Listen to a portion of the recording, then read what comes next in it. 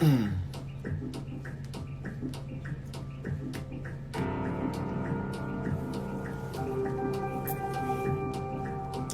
it is. Subconscious breathers.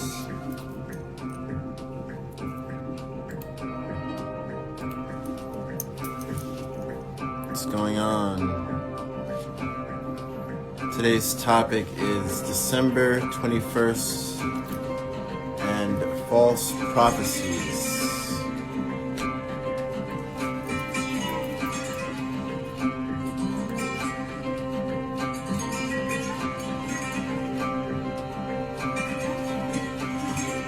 It's almost a full house today, okay.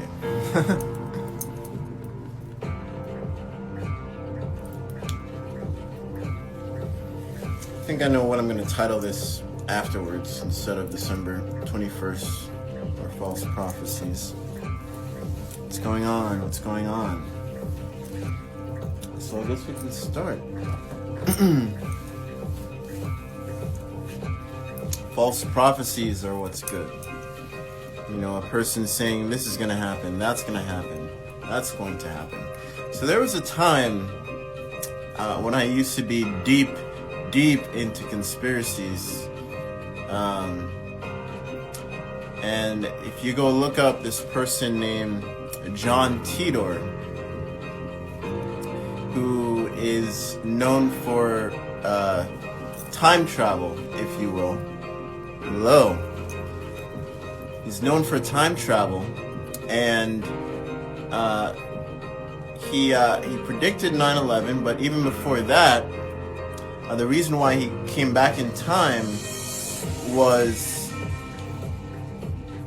because he wanted to get an old computer part that they needed from Microsoft, and he predicted so many companies, all the way from touchscreen phones and stuff like that. But one of the main thing I want to leave off and express to you guys is he would always reference that the timeline itself would always be changing, and you know, we have the power to change it. And when you look at certain quote-unquote prophecies, it's not always going to be written in stone. And there's another way of looking at quote-unquote prophecies, and not the traditional way that we all are looking at it. And how did ancients look at it?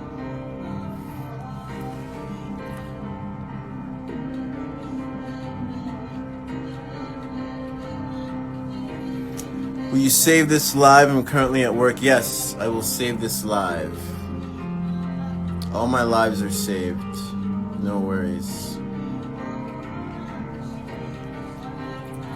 Where'd I get my headband? I made the headband. I'll be coming out with my own headband soon, so no worries on that. And I just realized in the middle of breath is the air sign. I just realized that there's 3 on that side, 3 on that side. 369 every single day. Every single day. Very peculiar. What is a prophecy is backed by astrological and numerology. Now, I had the privilege when I used to live in California. There's some of the top astrological people that you know, get paid a hefty price, if you will, that are in the circles of the wealthy. And hearing them speak, the main consensus that you'll get is they are literally reading your energy at this moment in time. At this specific moment in time. And one thing that is always true is the sun is always rising, the sun is always setting, the waves are always moving, the air is always blowing. Now, why do we go overboard and we don't look at those things as astrology itself? Can you count and have a mathematical equation of how many winds it took for someone not to crash into you, or a tornado of a gust have less effect on the current status that you're in right now? So many different factors that we overlook, and we go straight into quote unquote astrology, and we don't even look at the astrology on our bodies. You know, let's say you're a Capricorn, you're born in Capricorn. Well, whenever I hear things like that, I say, okay, does that mean we have more energy in our kneecaps? Because if you look at astrology on the body, you see Pisces, the feet, and so many things in that aspect. Okay, so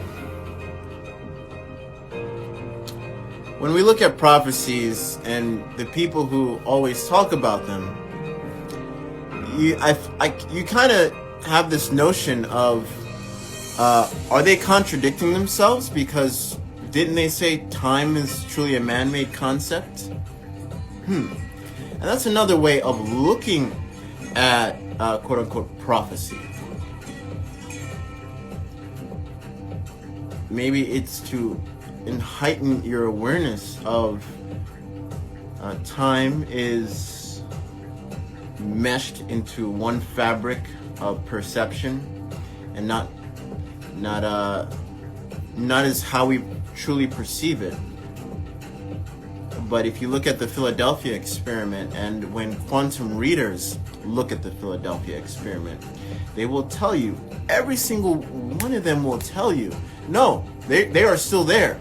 It's just that our eyes and perception and the way our vibratory rate is at the moment, we cannot perceive them to be at that location, but they are still there. And what I mean by the Philadelphia experiment, you can look at Albert Einstein and his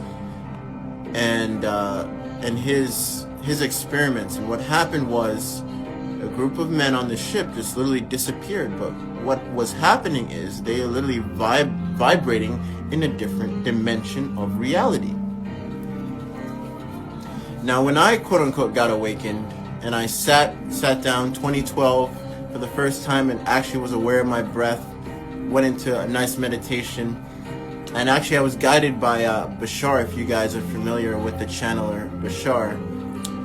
But I was literally shifted into the Akashic records and guided by a wolf, and opened one of the books and got all the downloads that I'm even still opening today, if you will. It all depends on your quote-unquote bookshelf and downloads. When someone say they get downloads don't just happen immediately for you to express it.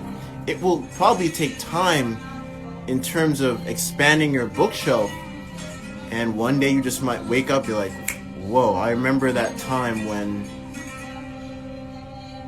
I woke up, I was in tears, crying in awe, and went back to sleep into the next day, and the world didn't end. Did it? No, it didn't end that day. December 31st, it did not end 2012. For me at least, it just began, because that was like a portal towards the breath itself.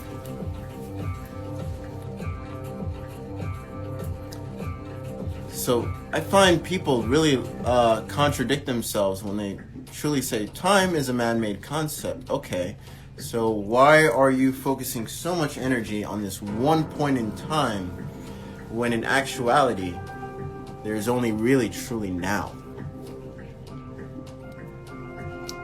It's like having visions and feelings and memories. Yes, it is, all at once.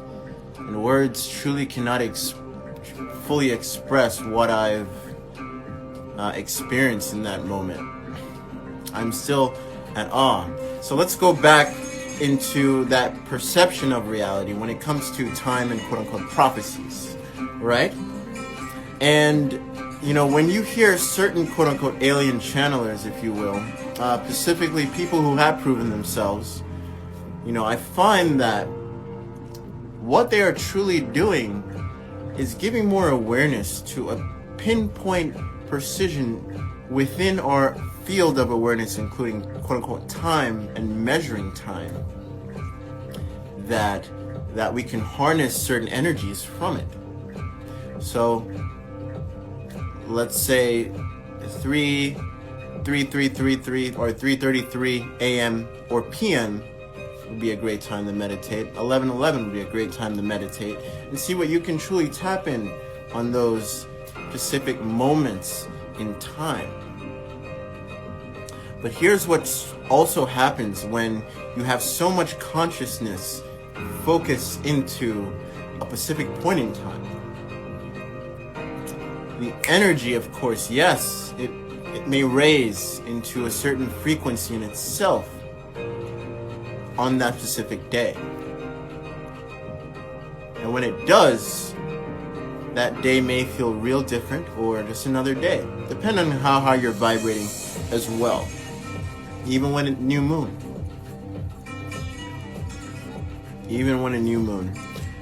Right, the present is the only moment that is real. Indeed it is. But I will tell you this, people in the know are still tapping into the energy of 2012. You see where I'm going with this? People in the know is still tapping into the energy of 2012. I'm going to say that again. People in the know is still tapping into the energy of 2012. So whenever you get awareness of certain synchronicities or time or attraction of specific dates, if you will, that could be used as an energy marker. And you could still tap into. Or you can even still tap into December 2012. Or you can even tap into the energy that is the Carrington event that happened years ago. I'm talking about hundreds of years ago. You can still tap into that. Tesla did it himself with when he realized, when he was the first to hear another entity, quote unquote, form, alien form, if you will, and shifting codes back and forth. And I'm not going to get too deep into that, but that's for a later project that's coming up. And maybe the person who has even more knowledge on that will grace us with his presence, but he wants to do a Zoom call instead of this type of live thing. So, yeah. Right, the present is the only moment for sure. Alright guys, I have to go. I might come back on live. Maybe I'll do like a part 2. But any moment in time that you can pinpoint that had a great awakening or whatever it is, it still exists in the now because you're acknowledging that it exists. That's one. But again, I'm going to tell you, people are still tapping into the energy of 2012. No one truly knows what is going to happen December 21st or any other day before that. And sure, you can bring up Nostradamus and things of that nature, but in reality, what they're really tapping into is the energy of the now. They are reading what is happening in this current energy spectrum, and even Bashar himself has actually said that, and he predicted 9/11, if you will, and he literally said, I am only reading the energy of what I can perceive at this current moment. And we all have the energy to shift and change the mass consciousness and change the timeline. And it has happened many times. And John Teeter was my awakening to that aspect. as well. Look up John Teeter, and he predicted so many. To be honest, I feel like he even predicted the civil war that is technically happening right now. But he himself has said that this current reality that we live in, we have shifted in timeline because supposedly the United States was actually supposed to be broken up into different parts, and it wasn't even supposed to be the United States anymore. It was going to get to the point where each state was going to be its own country within the U.S. and the governors were quote unquote. Then you would have quote unquote many different presidents, and then you would have people doing more farming of their own. And that was the reality that he said he was quote unquote from. And here we are. We're about to hit 2020 something. And even I think the last time he was seen was 2003, and he said, nope, this reality has totally shifted. And again, he predicted so many layers of reality before 2003, by the way, including 9/11 and many different things. But he predicted so many things. And for him to say that goes to show that how much power we have within ourselves. And that's why I said, stop focusing on one specific date of reality and focus in what you can do now. Because whenever what happens, whatever vibratory essence that you are emanating, that's what's the most important factor at that moment in time. If it's your time to go and leave here, then it's your time to go. All right, guys. Thank you all for sharing the breath. Carmen, new moon have been crazy. Yeah. There's people hoarding food for sure. John Tidor. Look him up. I don't know. I saw some guy telling people he stored food for 3 months. Yep, people are quick to give away their power. Indeed. It's all part of a game within a game. Well, I thank you all for sharing the breath. Until next time, peace. I might go live later, but until next time, peace. It's been nearly 2 weeks since my first breathwork session with the Black Airbender. I've been following his content on Instagram for about 4 months now, but there is no substitution for a private breathwork session. Devon was extremely tentative in catering the lesson toward my needs, both physically and spiritually, and I'm incredibly grateful for the practices that he showed me that I now use and implement in my day-to-day life.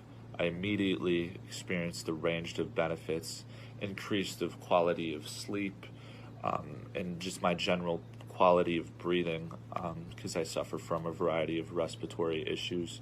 But I'm very grateful for his wisdom, and thank you for your breath.